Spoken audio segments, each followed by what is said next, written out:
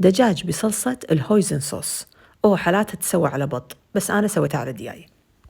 عندي 6 صدور دياي نتبلهم قبل ساعتين بصويا صوص وصلصة الأويستر اللي هي صلصة البحار اللي هي هذه هي.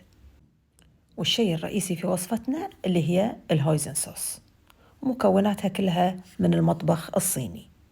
الحين راح ناخذ صدور الدياي ونحمرهم على مقلة ساخنة، نقلبهم على جميع الجهات لغاية ما يستوي الدياي. أبي درجة نضج معينة يكون فيها الدياي محمش، هذه الدرجة اللي أبيها. بعدها نتف الدياي كذي مثل الشاورما، وأضيف له نص كوب من صلصة الهويزن و4 ملاعق كبيرة من الصويا صوص. الوصفة هذه مثل ما قلت لكم هي أساسها على بط، بس إحنا قررنا نغير نستخدم الدياي.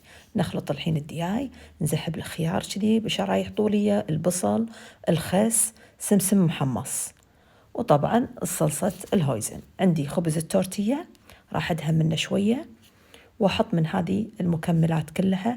ممكن تقدمون كل شيء بروحه يمشي الحال، بس صج وصفة صينية سهلة ومكوناتها بسيطة، وتقدم السندويشات باردة من غير ما تتسخن.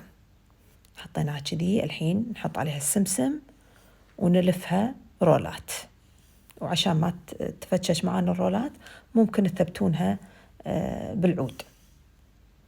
وسلامتكم، تعيشون وصفة سهلة وبسيطة وتنفع كطبق بعد من المقبلات من غير تسخين من غير شيء، وإن شاء الله تعجبكم.